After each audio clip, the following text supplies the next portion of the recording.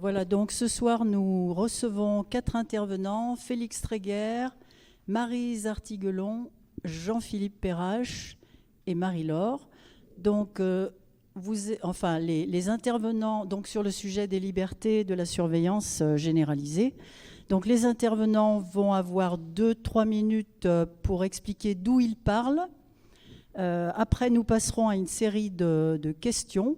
Et puis, il y aura un temps pour que le public puisse poser ses questions également. Et on vous demandera d'ailleurs, si vous avez des questions à poser, de vous déplacer jusqu'à la scène de manière à vous saisir d'un micro, parce que, voyez-vous, ce sont des micros filaires, parce que les hyper électrosensibles ne supportent pas les ondes. Donc, voilà, il faudra vous déplacer. Il y aura un micro qui sera installé pour le public ici. Donc, place aux intervenants.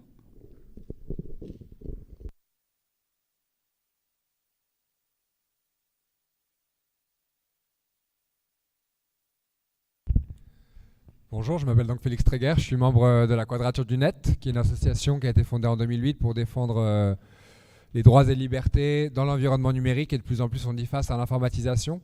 À l'origine, c'est une association qui est issue du mouvement des logiciels libres et donc d'informaticiens principalement. C'est pas du tout mon cas, mais beaucoup des gens à la Quadrature du Net ont ce bagage d'informaticiens, j'ai envie de dire humanistes, et qui pensaient et qui pensent encore qu'il est possible de construire un numérique différent que celui qu'on nous propose, un numérique aux mains des utilisateurs, contrôlé et construit par en bas en fonction de besoins qui émanent des gens, des besoins de communication, des besoins d'usage médiatique, de liberté d'expression, de mobilisation, de partage de savoir, de connaissances. Et donc tout l'inverse du projet technocratique imposé d'en haut qu'incarne la 5G. Et c'est pas extrêmement naturel pour nous que de témoigner notre solidarité vis-à-vis de l'opposition montante à la 5G. Mais on en a longuement débattu, on continue à en débattre et on pense que c'est important de le faire à partir de notre propre expertise qui est sur des enjeux principalement de surveillance et de résistance au fichage et au contrôle numérique. On a, avec la Ligue des droits de l'homme et des collectifs comme Alto Contrôle Numérique, mis en place une initiative qu'on a appelée Technopolis, Technopolis CE à la fin, .fr, qui est en fait une campagne participative pour s'opposer à tout un tas de déploiements de technologies de surveillance policière dans les villes, dans l'espace public urbain, reconnaissance faciale, vidéosurveillance automatisée, drones, capteurs sonores, système de police prédictive. Et lorsqu'on regarde un petit peu les études de marché et les promesses des industriels, au-delà des exemples ressassés à longueur de discours par les promoteurs de la 5G, c'est des choses qu'on entend depuis moi au moins 10 ans que je travaille sur les enjeux et les politiques autour des télécoms, la télémédecine, les smart cities et compagnie, et toutes leurs applications clinquantes. En fait, on sait aussi que le paradigme qu'incarne la 5G, la fuite en avant en fait, du numérique dans le monde tel qu'il est, ce sera toujours plus de capitalisme de surveillance, toujours plus de surveillance policière. Et c'est très clair du coup dans les projections des analystes et des industriels. Et c'est à ce titre qu'on souhaitait se joindre à l'opposition à la 5G.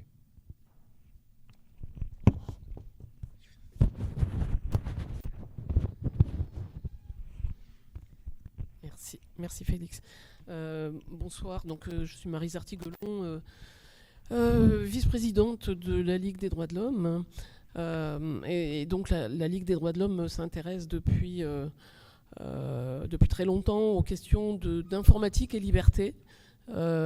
Pour certains, ça parlera, pour d'autres pas du tout, mais donc ça a commencé notamment avec le projet Safari, qui était l'interconnexion de fichiers de police, des impôts, de la sécurité sociale.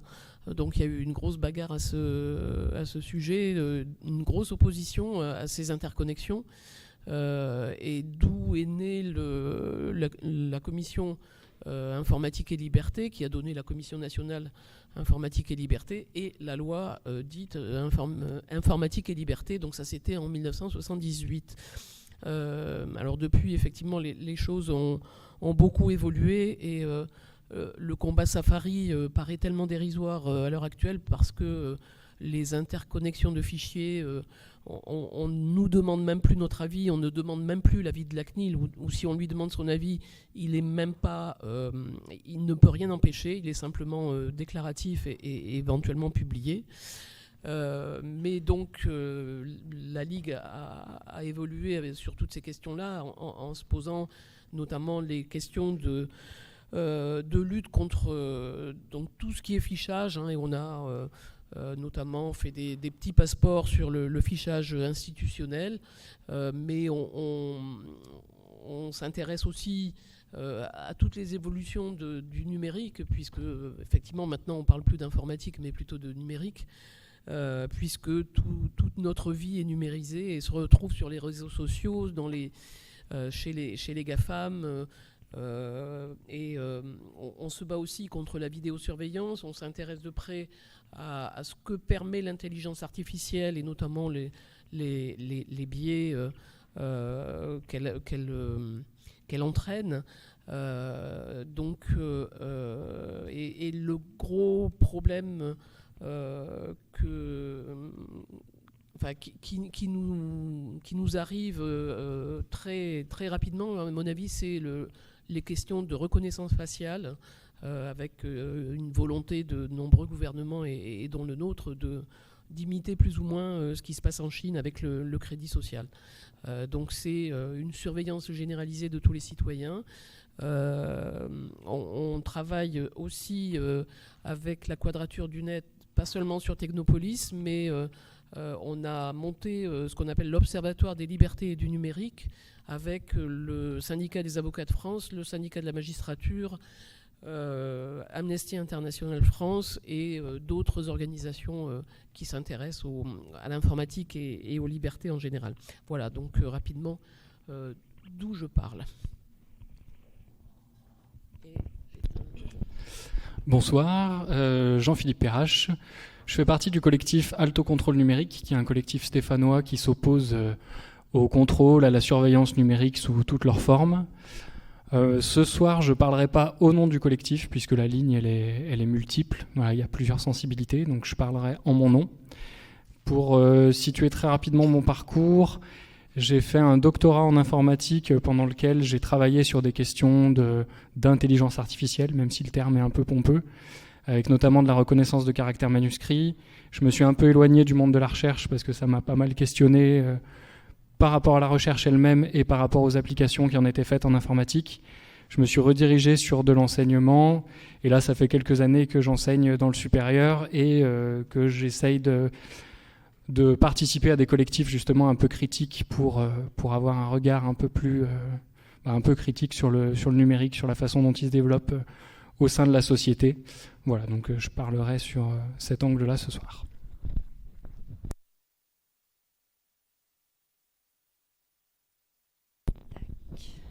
Bonsoir, je m'appelle Marie-Laure.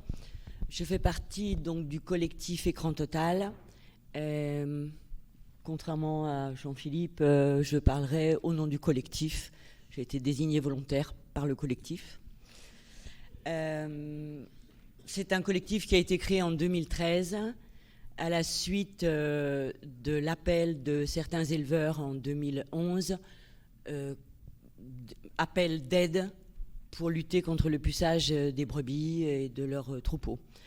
Les amis qui sont venus donner de l'aide étaient de divers horizons et c'est là que l'idée est venue de fonder un collectif de citoyens regroupant des gens, des personnes de toute la France, mais aussi des pays limitrophes et des personnes travaillant dans tous les milieux, que ce soit l'agriculture, mais aussi l'éducation, l'enseignement, la boulangerie, le maraîchage, la médecine, la menuiserie, j'ai toute une liste.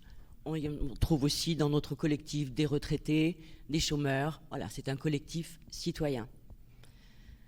Des assistantes sociales, j'allais les oublier. Elles sont aussi à l'origine, après les éleveurs, il y a eu une lutte des assistantes sociales dans la région parisienne contre les statistiques concernant les données confidentielles des usagers. Une opposition des enseignants au logiciel base élève en 2015 avec la naissance de l'appel de Beauchastel, qui dénonce l'informatisation de l'école. Voilà. Donc Écran Total se veut de fédérer les résistances des citoyens.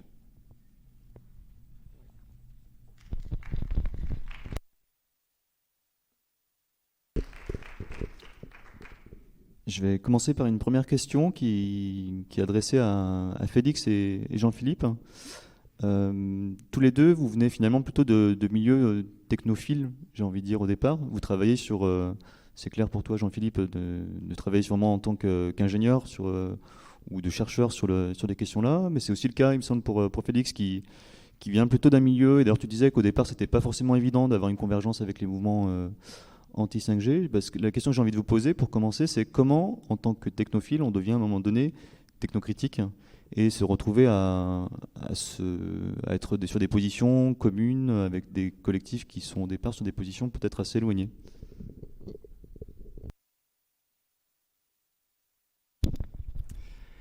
C'est une excellente question et je pense que les parcours qui amènent les personnes à connaître un peu ce changement, ils sont multiples.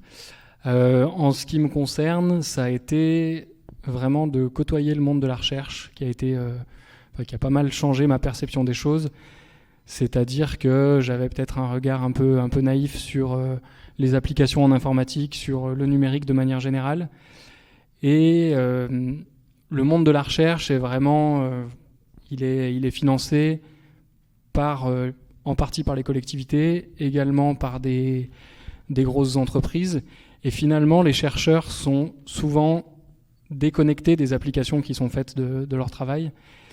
Et c'est quelque chose qui m'a énormément gêné, d'avoir un peu ce culte du numérique tout puissant, sans avoir les questions de sciences humaines qui sont relatives à ces changements, qui sont abordées. C'est la même chose dans l'enseignement, c'est-à-dire que quand on a des filières informatiques ou des filières scientifiques de manière générale, il y a très peu, voire pas du tout d'enseignement en sciences humaines.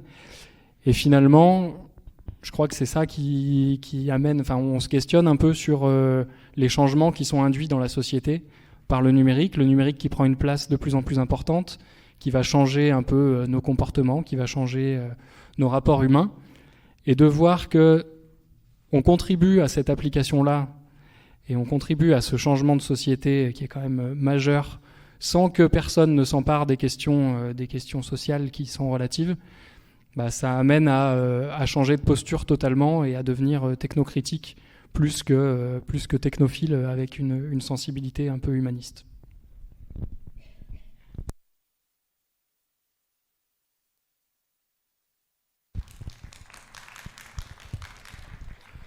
Moi, je crois que de manière un peu similaire, quelque part, ce revirement vient aussi du sentiment d'échec, en fait, d'un milieu militant qui a essayé de mobiliser la symbolique et l'outil que sont les droits humains pour résister à cette fuite en avant techno-sécuritaire, en termes de surveillance, en termes de censure de cet espace qu'on souhaitait protéger, qui était celui un peu idéalisé d'un Internet libre et émancipateur.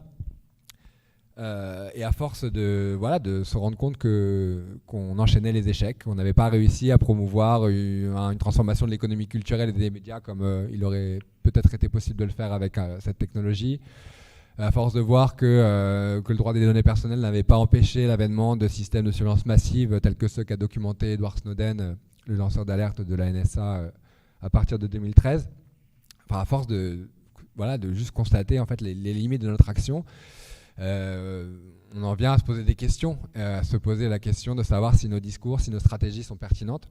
Et moi, dans le même temps, j'ai engagé des travaux, mon doctorat à partir de 2012, et donc ça a coïncidé un peu, notamment avec cette période après Snowden, d'un revirement, je pense, et d'une crise de conscience quelque part d'un milieu militant tout entier. Et moi, je me suis rendu compte un peu de l'absence de mémoire et de prise en compte en fait de toute la production intellectuelle et de toute l'histoire militante de la technocritique. Des mouvements ludites, néoludites, et de la pertinence en fait je veux dire, tous les discours utopistes à l'endroit du numérique ont été démentis par l'histoire, mais les seuls qui, à mon sens, ont été confirmés par l'évolution des choses, c'est ceux qui prédisaient la dystopie, quoi.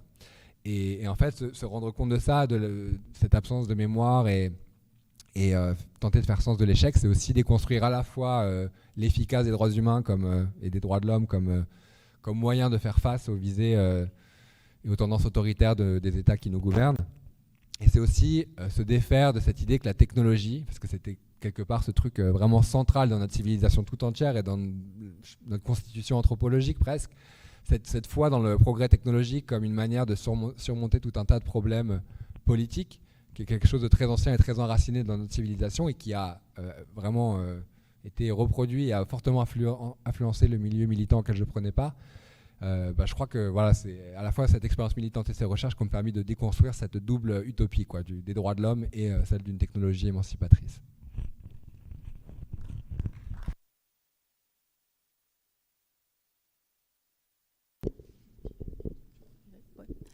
Je poserai une question à Maryse Artiguelon, LDH, qui nous a dit dans la présentation que finalement la CNIL n'avait pas beaucoup de pouvoir. Est-ce qu'on peut penser qu'elle ne joue pas son rôle ? Est-ce qu'elle a peu de pouvoir parce qu'elle a peu d'ambition, qu'elle n'a pas les moyens de ses ambitions ? Et qu'est-ce que nous, en tant que citoyens, on peut faire pour la booster un peu, pour qu'elle se bouge ? En tant que citoyens et multitude, je dirais, parce que nous sommes plus nombreux que ceux qui nous gouvernent, pas dans le sens où on le voudrait.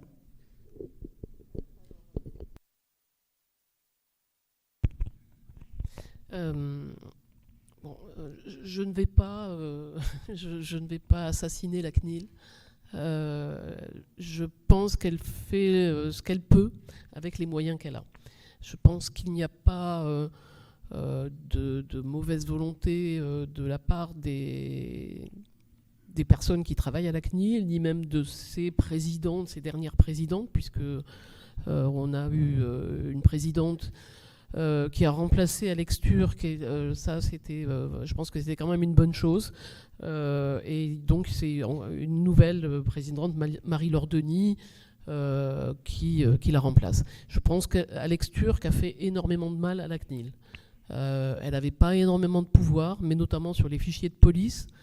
Quand j'ai dit tout à l'heure que la CNIL ne pouvait plus s'opposer à certaines dispositions des fichiers de police, c'est à cause d'Alex Türk qui a, au moment où la France était obligée de transposer la directive 95, donc c'est le texte de l'Union européenne qui protège, donc plus ou moins bien, mais qui est censé protéger les données personnelles des citoyens européens. Au moment de cette transposition, Alex Türk a proposé effectivement que la CNIL ne reçoive plus les projets de fichiers, notamment de police et de justice, et qu'elle n'ait plus le pouvoir de s'y opposer. Voilà, donc ça c'est quelque chose qui a fait énormément de mal. Mais depuis, je pense que je ne vais pas encenser les deux présidentes, mais elles ont quand même essayé de faire du bon travail. La précédente était très impliquée au niveau de l'Union européenne puisqu'elle était présidente du G29. Isabelle Falque-Pierrotin, voilà, cherchez son nom. Et elle a aussi beaucoup orienté la CNIL vers de la recherche, notamment du travail sur les nouvelles technologies, mais avec, encore une fois, le peu de moyens qu'elle a. Elle continue à recevoir des plaintes et elle fait un rapport annuel. Elle fait des contrôles, certainement pas suffisamment. Ce qu'il faut savoir, c'est que dans son rapport annuel, ce qui revient le plus généralement, c'est la vidéosurveillance en entreprise. C'est là où elle reçoit le plus de plaintes. Après, effectivement, on pourrait imaginer qu'elle fasse plus de contrôles. Mais par exemple, je suppose que vous avez tous entendu parler de l'application Stop Covid, qui est un flop. Le flop en soi est plutôt plaisant pour nous, puisqu'on s'est beaucoup opposé à cette application sur smartphone. Donc la CNIL avait fait des préconisations et elle avait dit qu'elle suivrait le sujet. Et effectivement, elle a mis en demeure le gouvernement. Donc l'application a été mise en service le 2 juin. Et je crois que c'était au mois de juillet ou au mois d'août. Elle a déjà fait des remarques au gouvernement qui normalement, a pris des dispositions pour corriger ce que lui reprochait la CNIL. Donc voilà. Alors après, je pense effectivement que ce qui est possible de faire, c'est de la saisir à chaque fois qu'on a quelque chose, qu'on décèle un problème d'atteinte à la protection des données personnelles. Je pense qu'elle a quand même beaucoup intégré donc, le RGPD, mais je ne sais pas si vous voulez y revenir plus tard, mais donc le règlement général sur la protection des données, qui a été voté donc, au Parlement européen en 2016 et qui a été mis en œuvre dans tous les pays européens en 2018. Hein, donc le fait que ça soit un règlement changé par rapport à la directive, le RGPD a remplacé la directive 95 qui était transposée dans tous les pays de l'Union européenne, ce qui donnait une disparité de traitement dans les différents pays européens. Là, le règlement s'applique de la même façon à quelques bémols près dans tous les pays européens. Donc il y a une garantie de protection des données dans quelques pays que soient les citoyens français ou européens et inversement. Voilà, donc je pense qu'il faut ne pas hésiter à la saisir parce que plus elle sera sollicitée et puis donc relancée, que ce soit par des citoyens ou par des collectifs, mais je pense qu'il faut vraiment, c'est un outil, il faut vraiment s'en servir.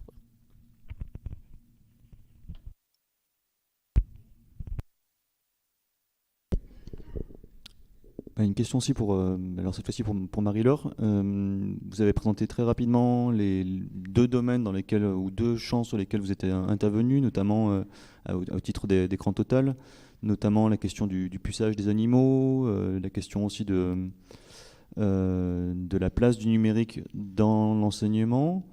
Est-ce que vous pourriez donner peut-être quelques détails sur ce qui a été fait par rapport à ça et sur la manière dont c'est perçu comme faisant système, en quoi c'est des dynamiques qui ne sont pas juste isolées, mais qui font écho les unes entre elles.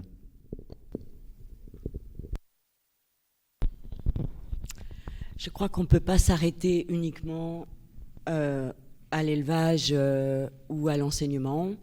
Le numérique et l'informatique est dans toutes nos vies. Toutes nos vies. Qu'on travaille, qu'on ne travaille pas. On est humain, aujourd'hui en 2020, on est obligé d'être connecté. Et c'est là le gros problème social, d'abord, qui nie complètement l'humain, car tout le monde n'arrive pas à suivre. Il y a beaucoup de gens qui sont laissés sur le côté, et c'est ça qui nous touche et qui nous motive. Pour la lutte des enseignants, en ce moment, ils sont aussi sollicités avec les problèmes de Covid, les règlements qui changent d'un jour à l'autre, porter le masque, pas porter le masque, les rapports avec les enfants sont catastrophiques. Donc, il n'y a pas que les enseignants, il y a vraiment...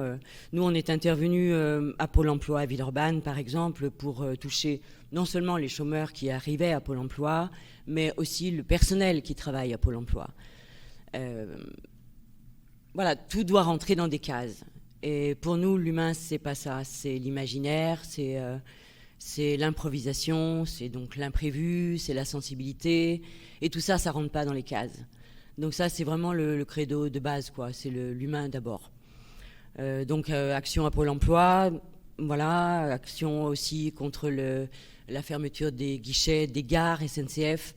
Bien se dire que c'est pas des fatalités, c'est vraiment des choix.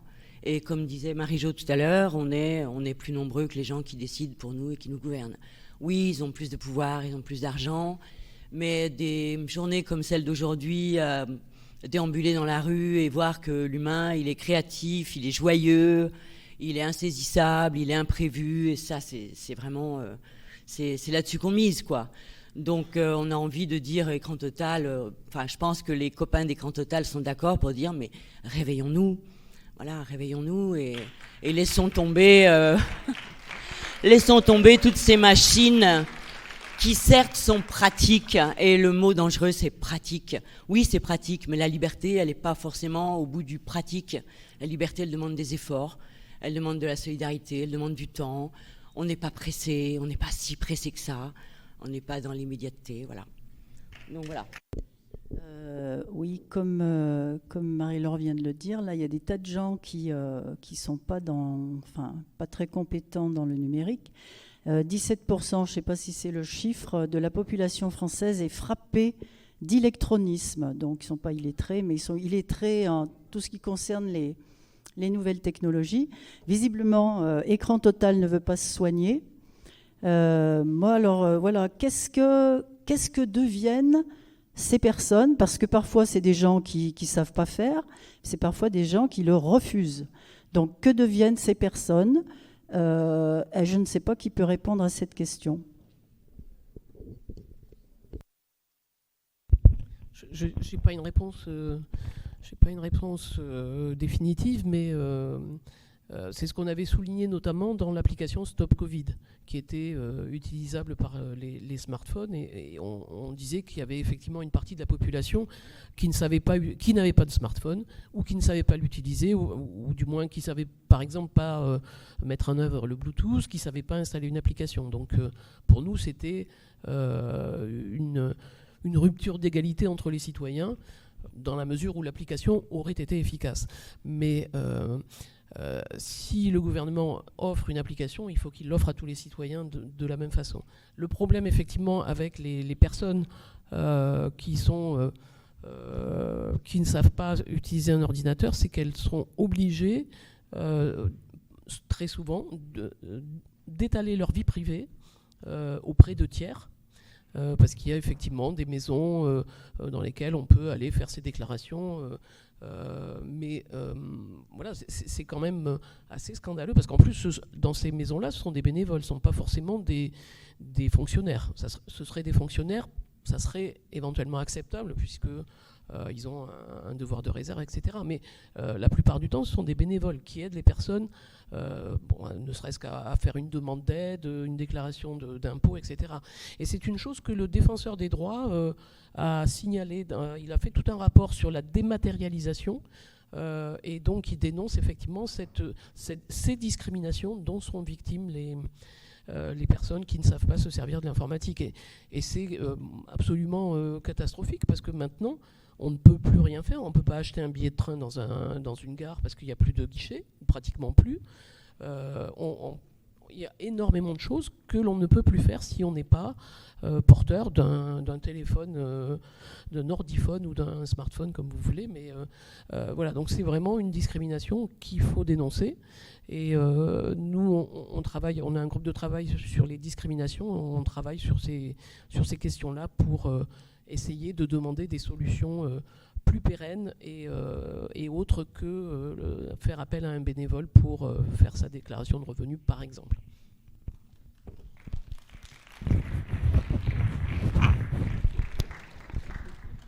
Oui, je vais rebondir quand même. Maryse, tu dis ces personnes sont obligées de raconter leur vie privée. Ça fait sourire, excuse-moi. Sont obligés de raconter leur vie privée à des tiers. Mais qu'est-ce qu'on fait en permanence si c'est pas raconter nos vies privées par justement toutes les techniques modernes qui nous obligent?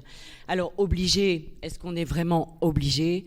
Je crois que c'est très important de garder confiance, enfin de prendre confiance, parce qu'il y a beaucoup de gens qui perdent confiance, justement. Je suis un raté, je suis relégué, et c'est le rôle de collectifs comme le nôtre de rassembler les gens pour lutter ensemble et pour valoriser l'humain. Parce qu'à plusieurs, on est plus fort quand on va à Pôle emploi ou à la CAF, et qu'on va réclamer ses droits, plutôt que quelqu'un qui va mendier quelque chose en ayant l'impression d'être fautif, quoi. Voilà. Donc, c'est pas une obligation de passer par Internet. Moi, je n'ai pas de téléphone portable, je vous le dis, et je survis. Blablacar, je connais pas, je fais de l'autostop. Voilà, donc il y a des choses possibles encore sans Internet et sans être connecté. Et c'est vraiment un acte politique de se placer dans ce biais-là, de montrer que c'est possible, et puis d'oser le faire. C'est ludique, c'est marrant, on est des enfants au fond de nous, On est des humains, on n'est pas des machines, quoi. Alors voilà, faut se réveiller.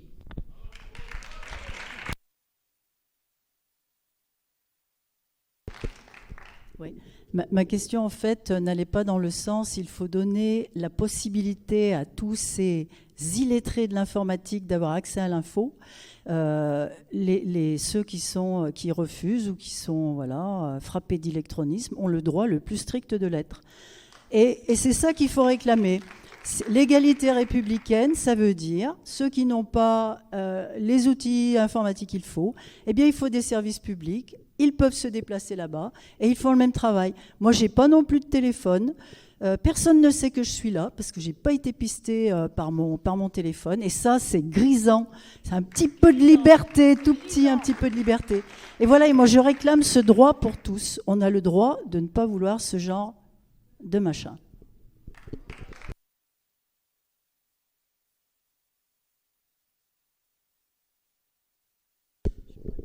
Je voulais poser une question sur un autre machin, à savoir l'intelligence artificielle qui a été évoquée par tous les deux. L'intelligence artificielle, c'est quoi ?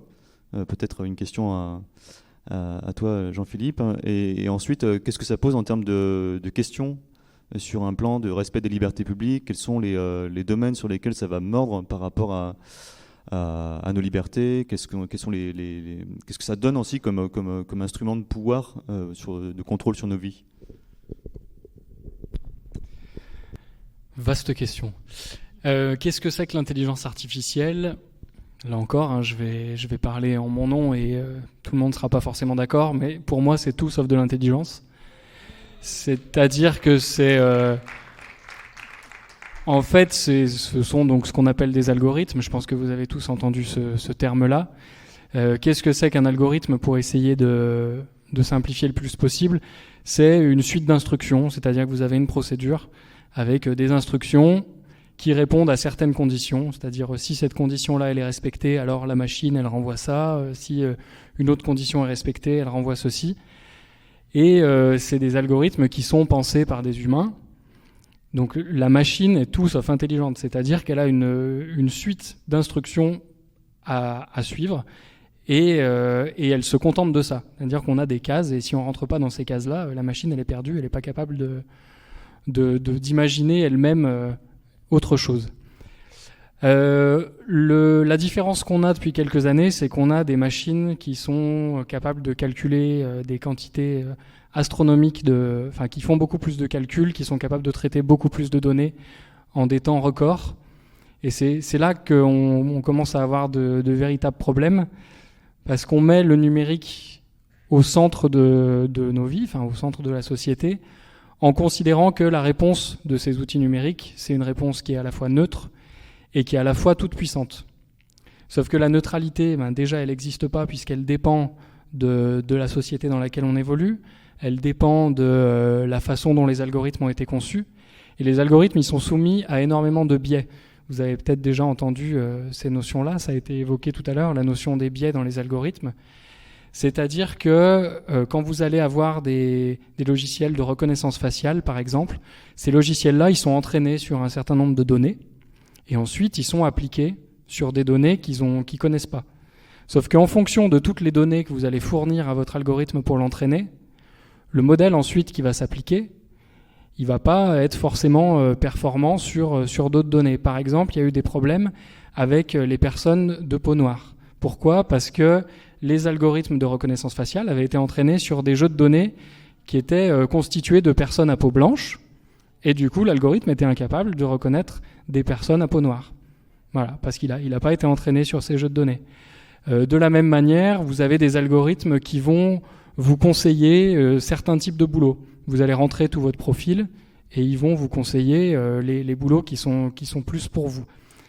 La société dans laquelle on évolue est une société patriarcale, dans laquelle les postes à responsabilité sont plutôt occupés par des hommes. Donc si vous êtes un homme et que vous rentrez votre profil, cet algorithme-là va plutôt vous renvoyer vers des postes à responsabilité.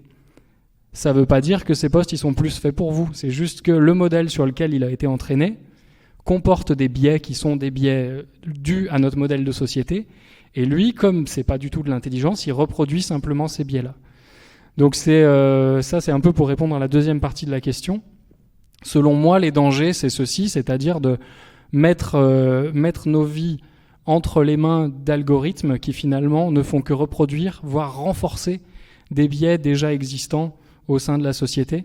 Je vais donner un dernier petit exemple, j'essaye d'être le plus bref possible, mais voilà, il y a un autre exemple qui est assez parlant. Il y a un logiciel qui s'appelle PredPol, pour Predictive Police, qui a été déployé aux États-Unis. L'objectif, c'était de donner des moyens aux patrouilles de police pour savoir dans quel quartier, en priorité, elles devaient patrouiller. Donc en gros, on a fourni à l'algorithme l'ensemble des crimes et des délits répertoriés depuis les années 50. L'algorithme a fait son apprentissage. Et ensuite, il disait, ben voilà, il y a des chances que ce soit plutôt dans cette zone-là qui est le prochain crime, le prochain délit. Sauf que, évidemment, c'est lié à des problématiques sociologiques. C'est pas des questions de quartier. Les questions, c'est des personnes qui sont en situation de pauvreté. Et de plus, la présence policière va se trouver renforcée dans ces endroits-là. Donc, ils vont tomber encore plus sur des crimes et des délits, puisque s'il y a plus de patrouilles policières, évidemment, ils vont en voir plus. Et ça va être fourni à l'algorithme et ça va encore renforcer son modèle. Donc, on est dans un système où on renforce encore plus des biais existants avec ces outils numériques. Donc, c'est pour ça que, à mon avis, un enjeu majeur, c'est ces outils numériques-là, il ne faut pas les décorréler des questions de société. On ne peut pas les appliquer simplement et dire la réponse qui est donnée par l'algorithme, elle est magique. Oui, ces outils, ils existent et ils peuvent apporter certaines réponses, mais il faut toujours avoir un prisme sociologique, un prisme d'études de société pour voir quels sont les éléments qui sont mobilisés derrière ces algorithmes-là et quelles questions ça soulève et repenser complètement ces algos sans se fier à des réponses qu'ils nous donneraient.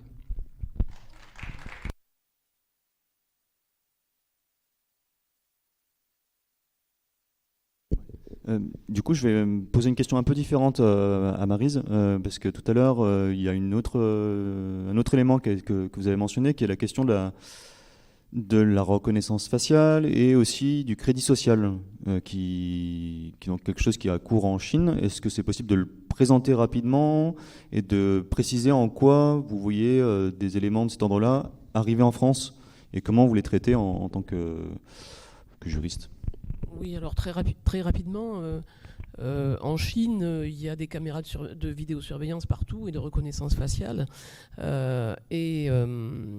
Disons que tous les Chinois, dans la plupart des villes, je pense qu'il y a encore des villes ou des campagnes qui sont épargnées, mais reçoivent à un moment donné des points de crédit social.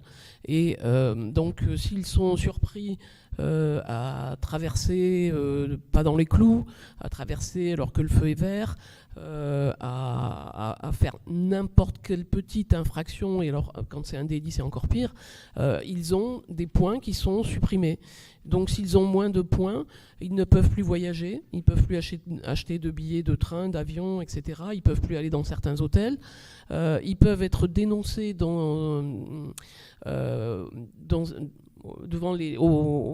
sur les devantures des cinémas.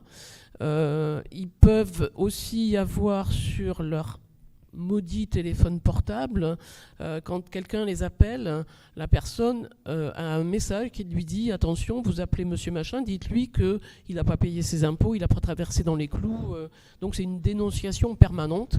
Et alors le problème, c'est que c'est plutôt bien accepté par une majorité de la population chinoise. Je m'en tiens pour ça à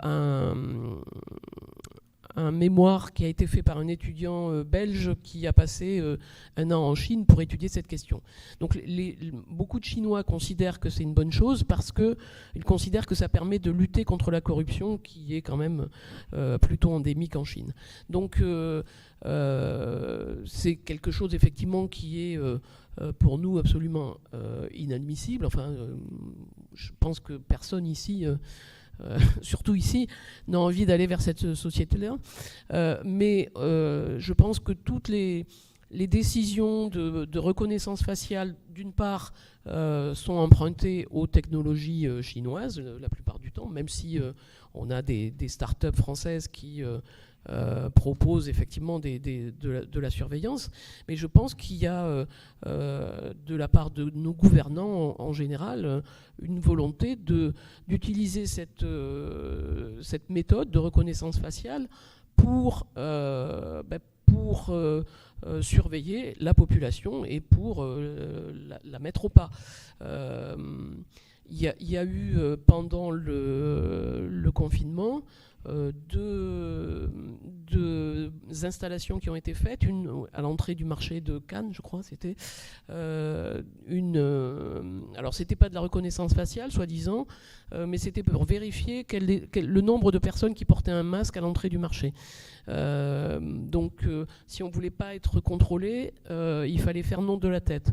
Alors, c'était quand même très... et la CNIL a un peu tiqué quand même sur le fait de faire nom de la tête, parce que déjà, il faut savoir qu'il y a une caméra qui vous surveille, et si vous faites nom de la tête, la caméra vous voit forcément. Donc, alors, la start-up disait, enfin, les dirigeants de Datacalab, la start-up en question, disaient mais on n'enregistre pas les données, c'est simplement des statistiques. Bon, ils ont fait la même chose dans le métro, à la demande de la RATP au métro Châtelet, pour aussi compter le nombre de porteurs de masques. Là aussi, la CNIL a mis le haut là, donc ces contrôles-là ont été arrêtés, mais je peux peut-être donner la parole à Félix sur la reconnaissance faciale au niveau du fichier de police TAJ, si tu veux.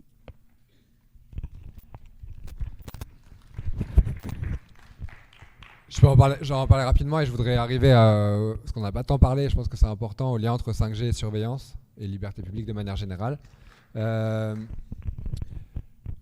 Du coup, le fichier TAJ, oui, il y a un fichier de police dans lequel il y a après, c'est quoi, combien, 25 millions de fiches, ou 18 millions, je ne sais plus exactement, mais ouais, c'est 18 millions de fiches et 8 millions de photographies. Le fichier TAJ, c'est traitement des antécédents judiciaires, c'est utilisé dans le travail policier du quotidien, la moindre plainte, un témoignage apporté en commissariat. Une fiche est créée, des notes sont prises. Et on a aussi donc, et évidemment, les auteurs d'infractions et les personnes poursuivies figurent au premier chef dans ce fichier qui est a priori dédié, qui leur est dédié. Mais tout ça pour dire qu'il y a aussi plein d'innocents qui y finissent. Donc près de 18 millions de fiches sur une population de 66 millions de résidents, ça fait quand même pas mal de monde. Et 8 millions de photographies. Et en fait, ces dernières années, on s'est rendu compte, mais assez tard, en fait, au travers de petites dépêches dans la presse locale sur tel voleur de camion qui flash devant une caméra de vidéosurveillance, et en fait, on arrive à l'identifier à partir de la photo de la caméra de vidéosurveillance prise sur les lieux du crime, entre guillemets. Et en fait, ce que faisait la police, c'est qu'ils prenaient cette photo et ils demandaient à un algorithme de reconnaissance faciale de comparer avec toutes les photographies du fichier TAJ pour voir si la personne était fichée, et du coup l'identifier de cette manière. Donc ça, c'est déjà des choses qui ont lieu, qui se développent dans l'opacité la plus totale, et que la campagne Technopolis notamment cherche à documenter, et sur laquelle on cherche à faire la transparence pour ensuite se donner les moyens de lutter contre. Et pour revenir à la question de l'intelligence artificielle, et je vais finir sur la 5G, je crois que en fait, il faut se rendre compte aussi qu'au-delà de cette foi aveugle dans la technologie qu'on entretient de manière assez structurelle à cette époque qui est la nôtre, il y a aussi des logiques proprement austéritaires. En fait, ce que permet l'intelligence artificielle, qui est juste une nouvelle incarnation des vieux rêves de ceux qui travaillent à l'informatique depuis des décennies, c'est simplement qu'on va pouvoir automatiser des processus, et notamment des processus bureaucratiques. Et ça renvoie à un autre imaginaire qui est très fort dans la pensée, notamment chez ceux qui nous gouvernent, mais qui est aussi malheureusement plutôt bien répandu. C'est cette idée qu'en fait, gouverner les hommes, ça peut s'organiser de manière très rationnelle, à travers des organisations bien pensées, et qu'en fait, il faut administrer une population comme on administrerait un troupeau d'ailleurs. Et enfin, c'est des analogies qui parcourent l'histoire politique. Et que du coup, plutôt que de mettre des policiers qui éventuellement vont demander aux gens de mettre leur masque ou faire du comptage devant le centre commercial de Cannes près de la Croisette, on va automatiser ça et mettre des algorithmes et des capteurs pour permettre de passer à l'échelle et le faire en fait avec moins d'agents humains. Et donc il y a une forme de déshumanisation de l'ensemble des structures qui nous gouvernent à travers ce processus qui est en soi quelque chose auquel il faut résister.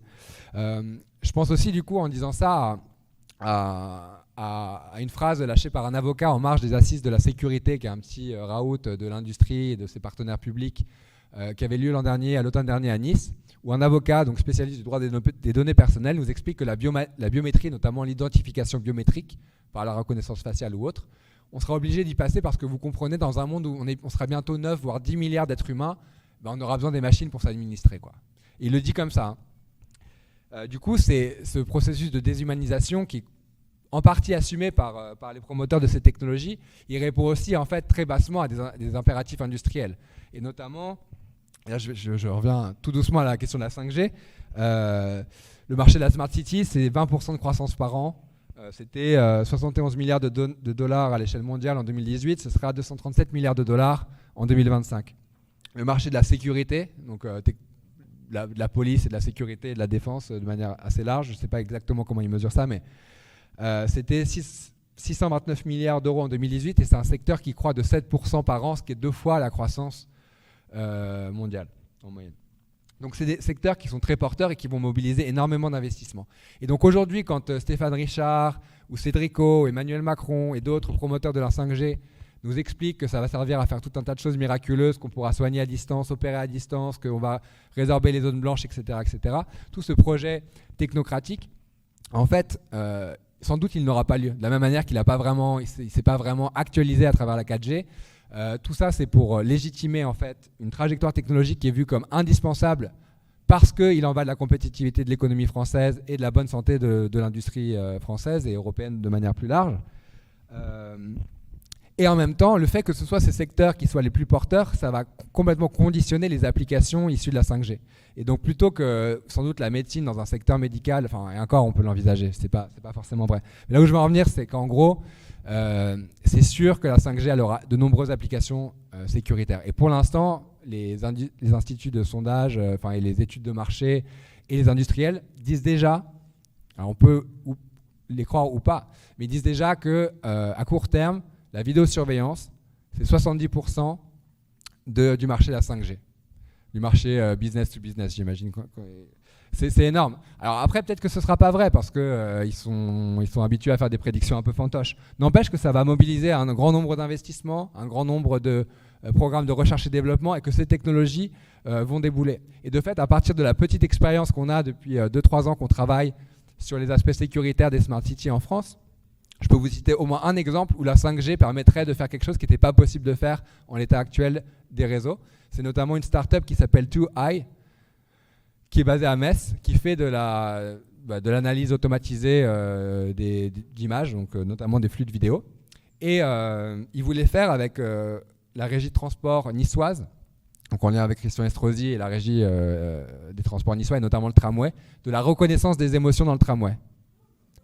Donc l'idée c'était de voir si les passagers n'étaient pas trop stressés, s'ils avaient peur. Et du coup, si on calculait, on constatait d'un coup qu'il y avait une augmentation du niveau de stress à partir des émotions perçues donc, par les caméras de vidéosurveillance, alors sans doute y avait-il un incident de sécurité, il fallait envoyer des drones ou des agents, un peu comme les capteurs sonores à Saint-Étienne.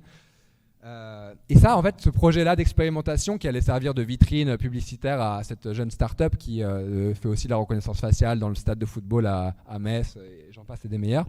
Ça n'a pas été possible parce que le réseau de vidéosurveillance déjà installé dans le tramway n'était pas suffisamment dimensionné en termes techniques pour envoyer des images de suffisamment bonne qualité au centre de calcul où l'algorithme allait tourner pour analyser les émotions des passagers. Or, avec la 5G, cet obstacle technique, il sera levé. Donc ça fait partie du type d'application qu'on risque de voir débouler. Et les liens, et voilà, je vous le disais, quand on regarde un petit peu les promesses des industriels, les études de marché, le secteur de la sécurité, les applications de type surveillance policière de la 5G sont très nombreuses. De fait, ça va coûter beaucoup moins d'argent de faire circuler des flux de vidéos en HD sur la 5G plutôt que de faire de la fibre optique où il faut creuser des tranchées dans les trottoirs, etc., etc., etc. Et donc ça va accélérer le déploiement de ces technologies de contrôle, notamment biométrique dans l'espace public. Et même si on se rassure en se disant que c'est des promesses et qu'elles n'engagent que ceux qui veulent bien y croire et qu'en fait, la 5G, il y a un grand nombre de choses qui sont aujourd'hui vantées qui vont faire pchit. De fait, comme je vous le disais tout à l'heure, ça engage, ça transforme, ça guide la recherche et développement et donc les applications. Et puis en plus, ça banalise en fait cet horizon complètement dystopique. Ça fait comme s'il était déjà là, comme si on n'y échapperait pas, comme s'il était incontournable, incontestable. Or, c'est bien ça dont il s'agit. Et je trouve que c'est vraiment important que cette table ronde existe parce que, notamment dans la lettre signée par les maires, les élus de gauche la semaine dernière, on parle des aspects sanitaires, on parle des aspects environnementaux, on ne parle pas de la société de surveillance. Et c'est quelque chose qui est souvent invisibilisé dans ces débats, et c'est très important qu'une mobilisation hétérogène contre la 5G comme celle qui s'incarne aujourd'hui ici prenne bien en compte cette dimension-là.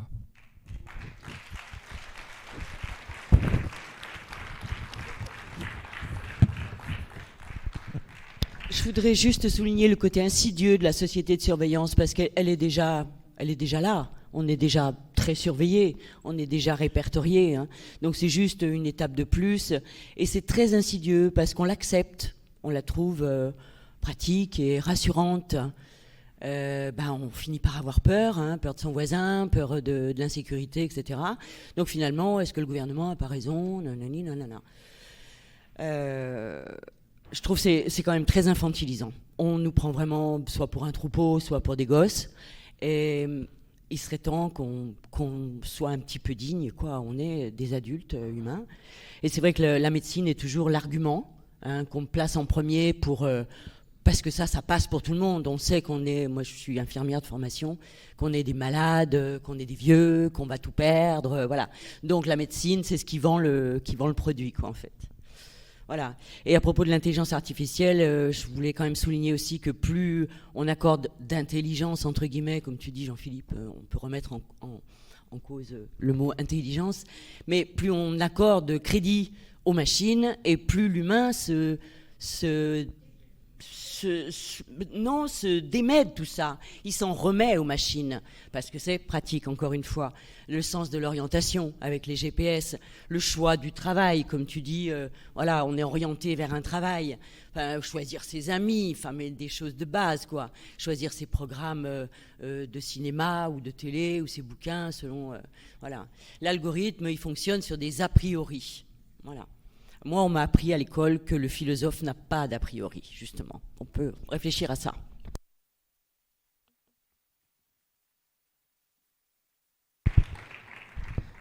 Je voulais juste ajouter une petite information sur la question de la reconnaissance faciale. C'est que, selon notamment la CNIL, la France Paris organisant les Jeux Olympiques en 2024, elle ne peut pas faire moins au niveau de la sécurité que ce qui aura été fait dans les Jeux Olympiques précédents. Or, le Japon, si toutefois les Jeux Olympiques ont lieu l'année prochaine au Japon, peut-être qu'on sera encore confiné. Mais si les Jeux Olympiques... c'est évident que le Japon met en place la reconnaissance faciale pour les accès au stade, etc.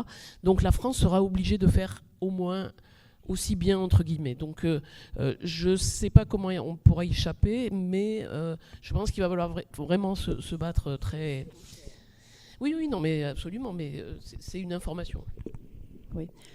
Concernant la reconnaissance faciale, j'ai lu que le gouvernement prévoyait que l'accès aux services publics, à plus de 500 services publics, se ferait par reconnaissance faciale. C'est-à-dire, vous toutes qui êtes là, vous allez scanner votre visage de manière à être reconnu quand vous voulez un accès aux services publics en ligne. Et là, moi, je me demande, est-ce qu'on n'est pas rentré dans une société du consentement ? Parce que vu tout ce qu'on consent à faire, à ne pas faire, à laisser mourir ses proches tout seul à l'hôpital, et on accepte ça, voilà, alors, ouais, société du consentement, je ne sais pas qui peut dire quelque chose là-dessus. Tu évoques l'application Alicem, qui est une application smartphone où on s'authentifie sur les services publics plutôt que comme on le fait sur Internet avec un nom d'utilisateur et un mot de passe. Là, ce serait directement avec nos visages. Et effectivement, le gouvernement mise sur le fait que c'est beaucoup plus pratique de juste montrer sa trombine à son smartphone, ouais, que de se souvenir de son nom d'utilisateur et de son mot de passe, et puis de dire un mot de passe oublié, de checker ses mails, etc., etc. Et donc c'est extrêmement insidieux, c'est-à-dire que c'est effectivement ce que certains ont appelé la dictature de la commodité. Donc c'est plus pratique, donc ça s'impose. Et c'est effectivement par le fait de revendiquer sa dignité et refuser cette forme d'infantilisation qu'il faut refuser ces technologies. Et je pense qu'on est quand même à un tournant en fait, dans l'histoire des luttes contre ces technologies de contrôle. C'est que ce soit sur la 5G, la reconnaissance faciale ou d'autres, on voit des mouvements qui ne se parlaient pas ou peu travailler ensemble, malgré des différences, malgré leur caractère hétérogène, Je crois que la déshumanisation qu'induit cette technologisation toujours plus poussée, elle est de plus en plus prégnante parce que aussi on fait face à une société technologisée qui s'accélère et qui s'amplifie, et que du coup on est aussi à un moment où inscrire ce refus dans nos pratiques et peut-être demain remporter de vraies victoires, de dire non, la reconnaissance faciale, ça n'existera pas, l'identité numérique, ça n'existera pas. Peut-être qu'on est mieux placé que jamais pour obtenir cette victoire-là.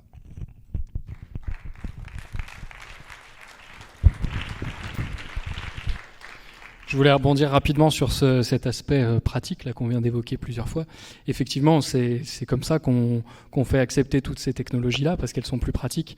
Mais finalement, ça remet en question tout un modèle de société derrière. Parce que pourquoi on a besoin de choses plus pratiques ? Pourquoi on a besoin que ce soit plus rapide ? C'est une forme de culte de l'instantanéité, parce que c'est nos vies qui vont de plus en plus vite. On a besoin de ne pas perdre de temps, on a besoin d'être plus efficace, on a besoin Et en fait, je crois que c'est ça qu'il faut réussir à remettre en question. C'est un modèle de société globale dans lequel le numérique s'impose de fait, parce qu'on a besoin de ça pour aller toujours plus vite, toujours plus loin. Voilà, et donc c'est sûr que c'est compliqué de construire des luttes comme celle-ci, qui sont des luttes vraiment très transversales, mais ça va être essentiel pour refuser tout ça. Et voilà, ne pas se laisser imposer des technologies comme la vidéosurveillance, comme d'autres choses, ne pas faire de compromis pour plus de sécurité en perdant nos libertés à côté.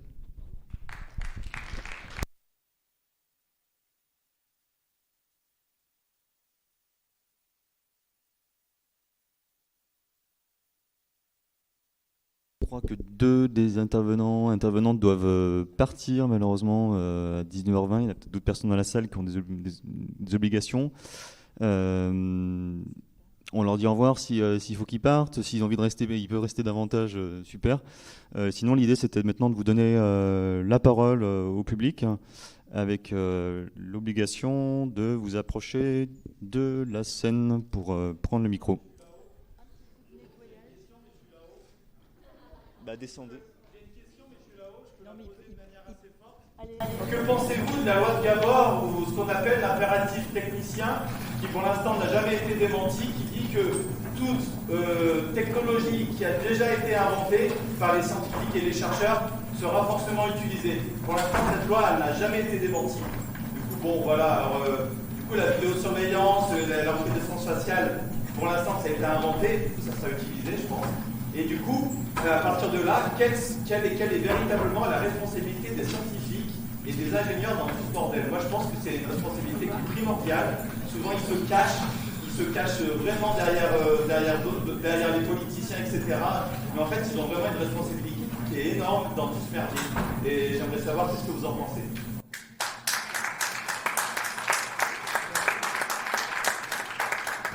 Moi, je veux bien prendre la parole là-dessus, puisque je pense que j'étais concerné en premier chef. Je vais essayer de répondre brièvement aux deux aspects de la question. Je suis d'accord, à mon avis, on a une grosse problématique qui est qu'à partir du moment où une technologie a été inventée, elle sera utilisée, notamment des technologies comme celle-ci. De tout temps, les dirigeants politiques ont cherché à contrôler les masses, contrôler les peuples. Et le problème, c'est que là, on a des technologies qui leur facilitent grandement la tâche. Donc je vois pas pourquoi ils se priveraient de déployer des choses comme la vidéosurveillance, etc. Surtout qu'ils ont les industriels derrière qui les aident. Il y a un gros lobbying des industriels, et en plus il y a cette volonté de pouvoir contrôler les peuples qui sont perçus comme des descendants, pour pas citer un ancien président. Deuxième aspect, la responsabilité des scientifiques. Ça, je pense que c'est à chacun malheureusement de se faire son opinion là-dessus. Il y a des personnes qui continuent à bosser dans le monde de la recherche et qui ont des idées très vertueuses et qui pensent pouvoir faire changer les choses de l'intérieur, qui essayent de développer justement d'autres modèles de pensée, des systèmes décentralisés, des systèmes qui respectent l'anonymat, des choses comme ça. Chaque personne voit midi à sa porte, j'ai envie de dire. Personnellement, je suis parti du monde de la recherche pour cette raison-là, parce que j'avais l'impression de contribuer malgré moi, puisque c'était pas du tout ma volonté première, mais contribuer malgré moi au déploiement de ces technologies-là. Mais sur le fond, je suis d'accord, effectivement, la responsabilité, elle est aussi des scientifiques, mais il y a une problématique importante, c'est que l'enseignement tel qu'il est fait aujourd'hui, il contribue à couper justement les sciences dures des sciences humaines et sociales, et c'est quelque chose que je déplore. C'est-à-dire qu'on a des élèves ingénieurs ou des élèves en université qui arrivent, qui sont naïfs, qui sont technophiles, et qui pensent pouvoir résoudre toutes les problématiques avec la technologie, et on leur offre jamais justement de recul un peu des questions philo, des questions sociaux. Ça n'existe pas. Pourquoi ? Parce qu'il y a le marché du travail derrière, et que le marché du travail, lui, il veut, entre guillemets, des bons petits soldats qui soient forts techniquement, mais qui ne se posent pas ces questions-là. Donc, à mon avis, il y a aussi quelque chose à creuser là-dessus, et faire des passerelles entre les sciences humaines et les sciences dures pour se réemparer de ces sujets-là.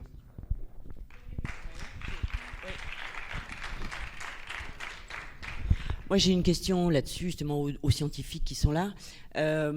On nous rapporte, en fait, la parole des scientifiques choisis par les gouvernants, dans le sens qu'ils ont choisi pour nous gouverner. Mais il y a quand même des découvertes qui n'ont pas abouti ou qui ont été avortées. Donc, certainement, il n'y a pas que des scientifiques qui ont raison tout le temps. On a bien vu aussi pendant la crise du Covid les avis des scientifiques qui diffèrent. Donc c'est quoi les scientifiques ? Est-ce qu'il y a des scientifiques qui se trompent ? Certainement. C'est pas parce que la scientifique a dit. Je me permets de lancer une invitation. Les 27 et 28 novembre, le dernier week-end de novembre, la Ligue des droits de l'homme organise une université d'automne dont le thème sera science et démocratie. Donc il y aura des scientifiques, des chercheurs et des défenseurs des démocraties. Ça ne sera pas forcément opposé, mais on pourra discuter de ces questions-là. Alors ça sera à Paris. Si vous allez sur le site ldh-france.org, vous trouverez l'annonce. Ah, mais écoutez, je peux vous envoyer un courrier papier si vous me donnez votre adresse.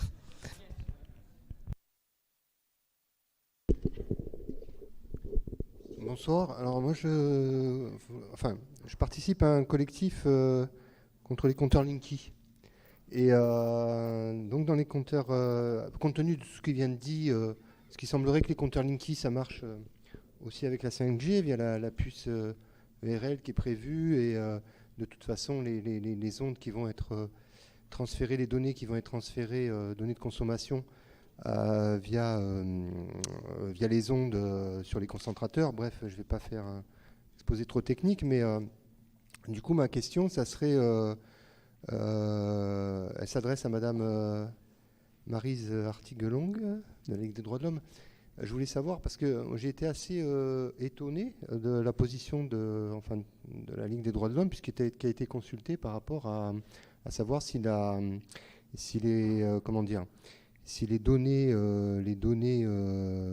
pas une atteinte à la vie privée par rapport aux données. Et il semblerait que la Ligue des droits de l'homme ait émis un avis comme quoi ça ne remettait pas en cause l'atteinte à la vie privée. Et moi, ça me pose un souci compte tenu de ce que c'est que la Ligue des droits de l'homme, en fait. Et du coup, je me demandais comment on pouvait aller... J'ai pas l'impression d'avoir été un peu floué par rapport à ça, à cette consultation du gouvernement, etc. C'est ça que je voulais savoir, en fait. Alors ça a été écrit, hein, je l'ai pas, ça a été écrit, et donc voilà, je voulais avoir une réponse puisque je savais pas que vous étiez là, mais voilà, du coup. Ça tombe bien, j'étais là. Alors, je suis désolé, j'ai pas écouté le début, mais je suppose que c'est pour le compteur Linky, parce que j'étais en train de dire au revoir à Félix. Alors, on a eu 2 consultations, non pas du gouvernement, mais d'Enedis.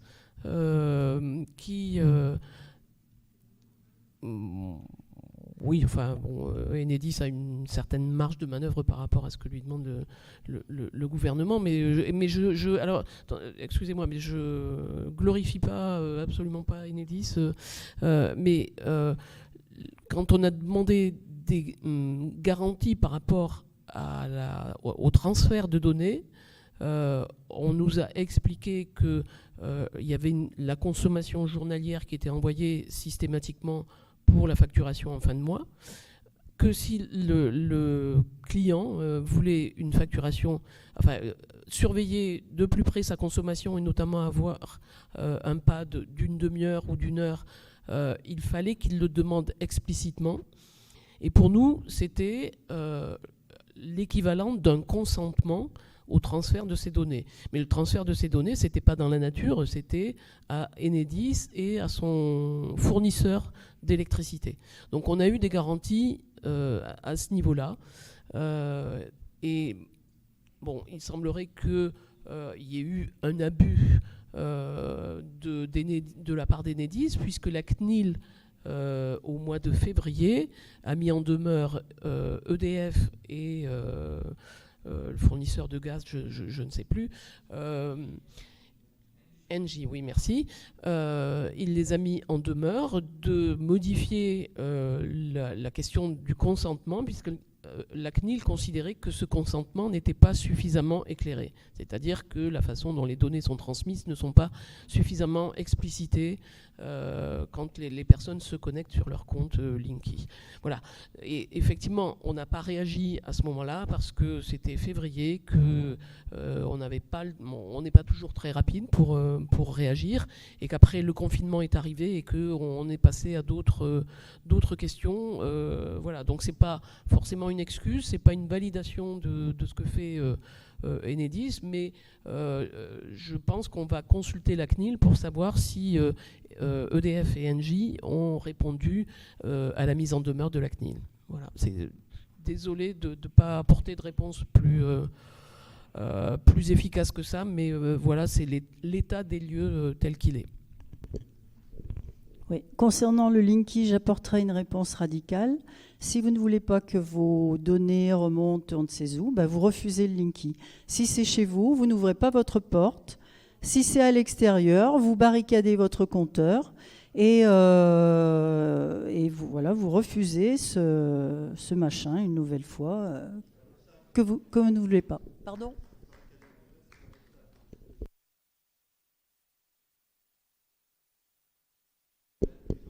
Alors, je vais vous dire, ça peut être un obstacle, dans la mesure où il est barricadé. Et pour y avoir accès, il faut qu'il vous casse quelque chose, parce qu'à ce moment-là, c'est une atteinte à la propriété privée. Et vous pouvez très bien intenter un procès, parce qu'à La Rochelle, une personne dont un agent, c'est même pas Enedis, c'est des sous-traitants, lui avait cassé sa protection, eh bien, on lui a donné tort, parce qu'on n'a pas à... Voilà, porter atteinte à la propriété privée. Une protection en est une.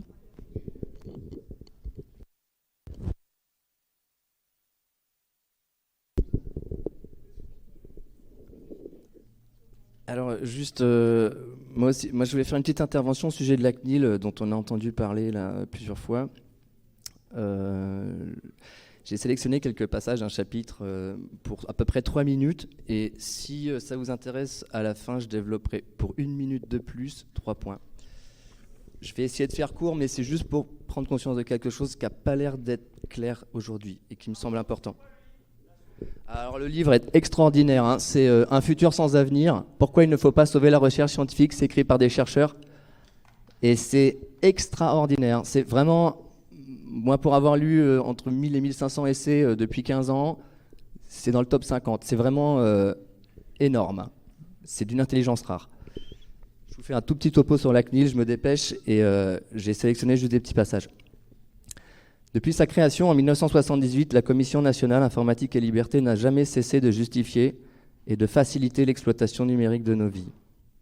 Sa création coïncide avec le scandale provoqué par le premier grand projet de fichage informatique par l'État, le projet Safari en 1974. La CNIL servit donc d'emblée à endormir tous les citoyens. Vous aurez le fichage informatique, mais vous pourrez connaître et rectifier ces données grâce à la CNIL, ce qui s'est rapidement révélé aussi absurde qu'impraticable. En tant qu'émanation de l'État, il allait de soi que la CNIL ne s'opposerait pas au développement croissant des pouvoirs de l'État grâce à l'informatique. Il allait aussi de soi qu'elle ne voudrait pas brider le formidable développement industriel offert par la gadgeterie électronique, vecteur d'une croissance illimitée. Les 17 commissaires de la CNIL, tous grands commis d'État, se sont presque toujours distingués par leur connaissance, leur complaisance à l'égard des dictats du marché et des gouvernements. Plus encore, certains ont joué un rôle remarquable dans la mise en place de la surveillance automatisée et des gadgets numériques. Philippe Lemoine, en cumulant illégalement les fonctions de commissaire de la CNIL et de PDG de Laser et de Cofinoga, est en bonne position pour arbitrer équitablement le brûlant conflit d'intérêts qui oppose les industriels aux défenseurs des libertés. Dès 2005, à Caen, la société Laser, qu'il dirige, teste le paiement automatisé par téléphone portable. Fin 2006, Laser met en place aux Galeries Lafayette le paiement à distance grâce aux technologies RFID des puces sans contact. Alex Turc, président de la CNIL à partir de 2004 et sénateur de droite, se décrédibilise très tôt en rendant la CNIL juridiquement impuissante face aux fichiers concernant la sûreté d'État, défense, sécurité publique, ce pourquoi elle avait été initialement créée. Il est en effet rapporteur au Sénat de la refonte de la loi informatique et liberté de 2004, qui ôte à la CNIL ses pouvoirs contraignants et légalise tous les fichiers de police jusque-là hors la loi. En 1995, la loi Pasqua, la CNIL avalise la généralisation de la vidéosurveillance. Le 9 juillet 2007, Alex Turc rappelle publiquement « La CNIL n'est pas contre la mise en place de réseaux de vidéosurveillance par principe ». En 2005, la CNIL déclare que, citation, « Les Français devront accepter un affaiblissement des libertés individuelles afin de renforcer la sécurité collective ». Inventaire de procédures officiellement déclarées compatibles avec la liberté par la CNIL. Le Pass Navigo et ses nombreux avatars, décembre 2004. Microsoft et Vivendi autorisés à utiliser des logiciels espions pour dénoncer les internautes usagers du peer-to-peer, avril 2005. La carte de fidélité biométrique, avril 2005. Les assureurs médicaux autorisés à constituer des fichiers de prescription de leurs assurés, AXA en 2004, Groupama et Swiss Life en 2005. La biométrie dans les cantines scolaires, janvier 2006. Les entreprises de location de voitures autorisées à afficher les conducteurs auteurs d'infractions, juillet 2006. Le passeport biométrique. La biométrie faciale, tiens, on en parle depuis tout à l'heure, Félix c'est parti. Reconnaissance automatique des visages par les caméras, autorisée entre guillemets à des fins de recherche, février 2007. Le dossier médical personnalisé, c'est-à-dire informatisé, mai 2007. Les compagnies d'assurance autorisées à mettre des mouchards électroniques dans les véhicules et de leurs assurés, septembre 2007. Alors un gars dans un bistrot pourrait dire la CNIL, c'est du pipeau. Mais d'une certaine manière, c'est plus grave que ça. La CNIL fut positivement impliquée dans la mise en place de la société numérique, qu'elle avait pour tâche de rendre à la fois potentiellement menaçante et objectivement acceptable. C'est pourquoi la CNIL releva moins de la simple fumisterie que d'une excellente agence de développement du monde numérique. Ensuite, un tout petit passage du truc d'après, votre liberté, les experts s'en chargent. Évacuant tout questionnement d'ensemble, toute révolte sensible, les experts S-Liberté élaborent purement et simplement une éthique de robot. La transformation des modes de vie de toute la population est ainsi soumise à des questionnements purement techniques. La CNIL ne demande pas, à propos des RFID, pourquoi gérer les personnes comme des produits de supermarché ? Non. Elle considère que, citation, le stockage des données dans le système informatique relié au dispositif doit être à durée limitée. Elle ne dit pas à propos de la biométrie, les gens ne sont pas des codes barres, mais le degré d'intrusion du système biométrique en vigueur doit être proportionné à la finalité poursuivie. La CNIL ne se préoccupe pas de dignité parce qu'elle considère a priori normal que nous soyons gérés comme des marchandises. Peu à peu, tout le monde s'habitue à penser dans la novlangue informatique et liberté, et la liberté en vient à signifier le contrôle des flux informatiques émis par le troupeau humain. Et pour la fin, juste, ils disent les illusions de la CNIL. Illusion 1, la CNIL est indépendante. Illusion 2, la CNIL permet de faire respecter ses droits.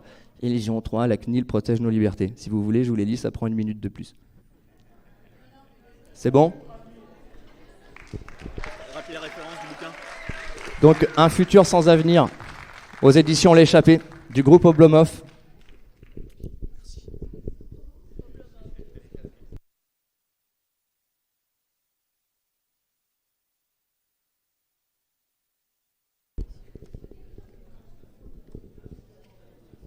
Bon, après un monde sans avenir d'Oblomov et à l'édition L'Échappée. Un futur sans avenir. Moi, je voulais revenir sur tout ce qui nous a été dit ce soir à cette table ronde qui est assez édifiante de notre situation et de la société dans laquelle nous sommes. Mais il faut tout simplement revenir à une résistance citoyenne qui va refuser, pour survivre, les cartes de fidélité, les cartes bancaires sans contact, les smartphones avec toutes les applications, parce que quand vous achetez un smartphone, vous ne savez pas les applications qu'il y a déjà dedans. Et quand vous avez certaines marques qui sont largement réputées et qui vous font de la publicité pour pas cher, vous avez une quantité impressionnante d'applications qui vont permettre de transmettre vos données sans même que vous en soyez conscient. Vous passez dans la rue, on vous dit le magasin à côté duquel vous êtes passé va vous faire une promotion de 20%. Celui-là, ça va être 10%. Donc vous voyez bien qu'on est dans une société de suivisme et si vous voulez, si nous devons résister, c'est le seul moyen de survivre. Voilà, merci. Bon. En fait, c'était un peu la dernière question parce qu'il y a une autre table ronde après et il faut qu'on évacue de manière à... Eh bien, moi je voudrais répondre à la question que monsieur a posée concernant le Linky. Je suis atterré, madame, de votre réponse. Parce que si vous aviez eu au moins l'intelligence de demander aux associations, je fais partie de l'association Robin des Toits, nous sommes extraordinairement connaisseurs de cette affaire Linky. Quand vous dites que c'est une fois par jour, c'est une erreur.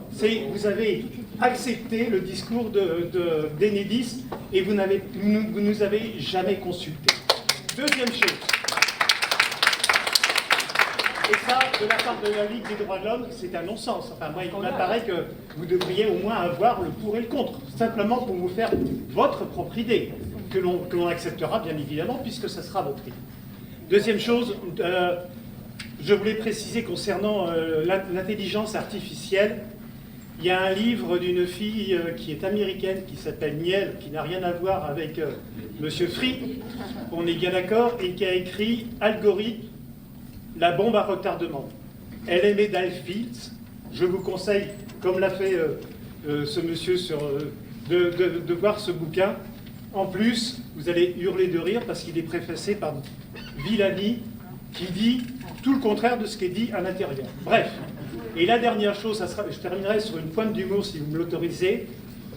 Qu'est-ce que va faire les caméras à reconnaissance faciale si nous portons tous un masque et des lunettes? Voilà, exactement.